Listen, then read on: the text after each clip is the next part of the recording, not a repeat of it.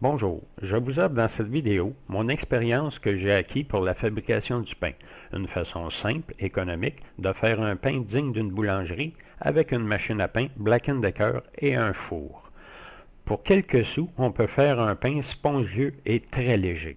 Pour démarrer, ça vous prend une machine à pain Black & Decker, modèle All-in-One, avec la fonction Doug. Cette fonction sert uniquement à pétrir la pâte et à la faire gonfler. Pour accéder à cette fonction, vous devrez presser ce bouton pour que le chiffre 8 apparaisse à l'écran et ensuite démarrer la machine à pain, uniquement lorsque les ingrédients auront été déposés. Pour ceux qui emploient une balance, j'ai acheté cette balance Starfrit en spécial à 10 $ chez Canadian Tire. Si les ingrédients sont trop légers, la balance a de la difficulté à démarrer. Pour régler mon problème, je ne fais pas de mise à zéro avec le contenant dessus. Je dépose le contenant et j'additionne les grammes en plus du contenant. Voici les ingrédients nécessaires pour la fabrication du pain. 200 ml d'eau chaude. Je préfère avoir de l'eau chaude puisque la cuve de la machine est froide et l'eau chaude active plus vite la levure à pain.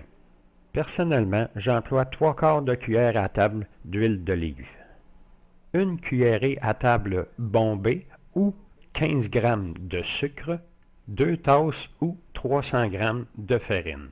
Personnellement, je préfère une tasse de farine à pain et une tasse de farine ordinaire. Ça fait un pain plus blanc et meilleur au goût. Une cuillerée à thé bombée ou 4 g de levure à pain, une demi-cuillère à thé ou 2 g de sel. Si vous désirez un pain au raisin, une demi-cuillère à thé ou 1 g de cannelle. Si vous désirez un pain au raisin, 3/4 de tasse ou 80 g de raisin sec. Vous êtes maintenant prêt à déposer les ingrédients par ordre dans votre machine à pain. Versez 200 ml d'eau chaude.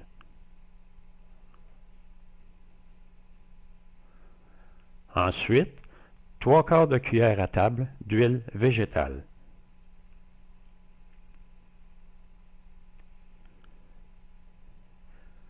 Versez 15 g de sucre.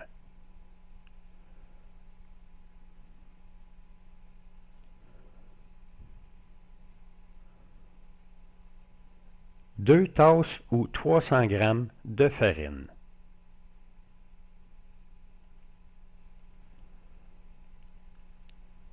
Étendez votre farine et faites un puits à côté du mélangeur pour la levure.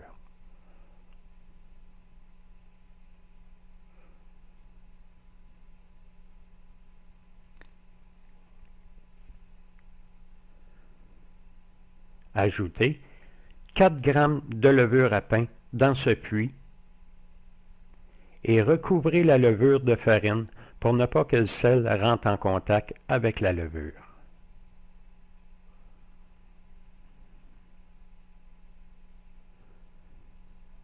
Ajoutez 2 g de sel le long du récipient.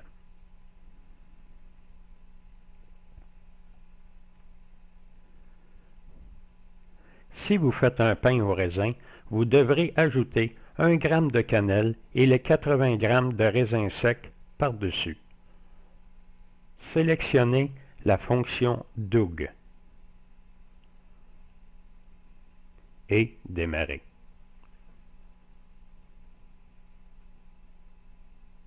Durant le mixage, vous pouvez ouvrir le couvercle pour vérifier la mixture. Personnellement, je préfère que la pâte colle un peu sur les côtés.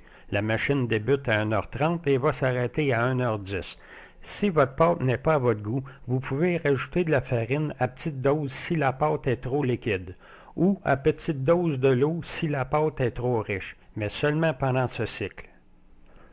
Nous voici rendus à 1h10. La machine va arrêter pendant 20 minutes pour permettre à la pâte de gonfler. Ne jamais ouvrir le couvercle pendant ce cycle. Nous sommes rendus à la préparation des moules. Il y a des moules à pain en fer et en pyrex. Personnellement, j'aime mieux le Pyrex car ces moules permettent à la levure de gonfler au maximum.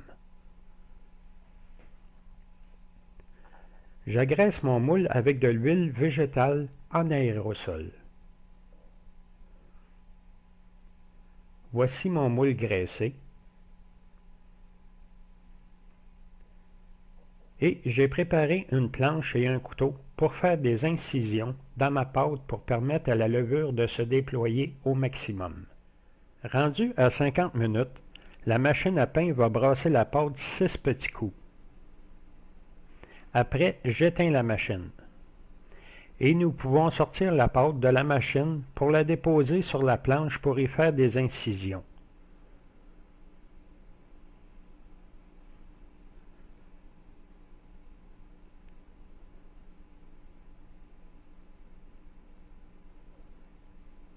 Nous ferons 5 bonnes incisions en tout. Cela permet à la levure de se déployer le plus possible. Idéalement, ça prend un four qui chauffe à 100 degrés Fahrenheit. Vu que j'en ai pas, pour sauver de l'électricité, je place mon moule à environ 10 pouces au-dessus d'un calorifère. Je sais que mon calorifère dégage 94 degrés Fahrenheit. Et je vais le couvrir d'un linge pas trop pesant. J'emploie un linge de thé d'oreiller. Après l'avoir laissé là pendant 1h15, je peux partir le four à 350 degrés Fahrenheit. Ne jamais dépasser ce temps car votre pain va écraser dans le four. Un peu comme un gâteau pas cuit qu'on ouvre la porte du four, le gâteau s'écrase. Voici la pâte qui a gonflé après 1h15 d'attente.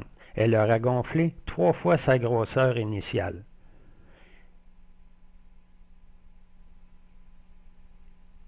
Elle est maintenant prête à être déposée dans le four sur la grille du bas.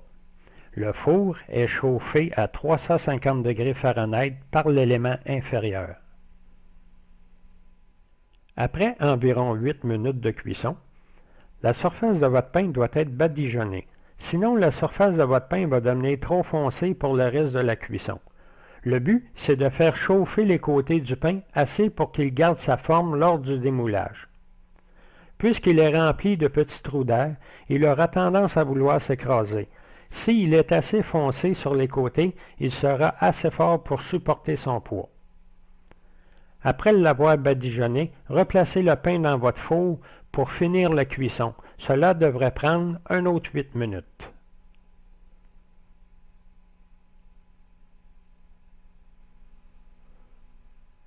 Voici votre pain qui a cuit entre 16 et 20 minutes. Vous pouvez éteindre votre four. La couleur sur le côté est assez foncée pour supporter son poids. Si vous voulez une surface croûtée, vous démoulez votre pain et replacez-le au four sur la grille du haut, four éteint et porte fermée. Le pain va refroidir avec le refroidissement du four. Vérifiez aux 10 minutes la pesanteur et l'état de la croûte. Le pain doit être très léger. Sinon, rallumez votre four à 150 degrés Fahrenheit jusqu'à temps que l'élément devienne rouge, puis éteindre votre four et laissez refroidir en vérifiant aux 10 minutes. Quand le pain sera à votre goût, enveloppez votre pain dans un linge épais et laissez refroidir à sa convenance sur une grille surélevée. Pour surélever ma grille, je dépose ma grille sur 2 canages pour éliminer le manque d'air sous la grille qui peut causer l'humidité au bas du pain. Le pain peut être consommé lorsqu'il est froid. S'il est chaud, vous aurez de la difficulté à le couper.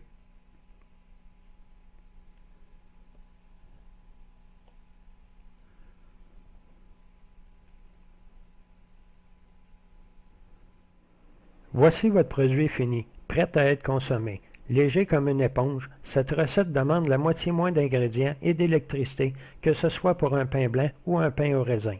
J'espère que cette vidéo vous aidera dans la fabrication de votre pain ou tout simplement améliorer ma recette à vos goûts personnels. Merci et au plaisir.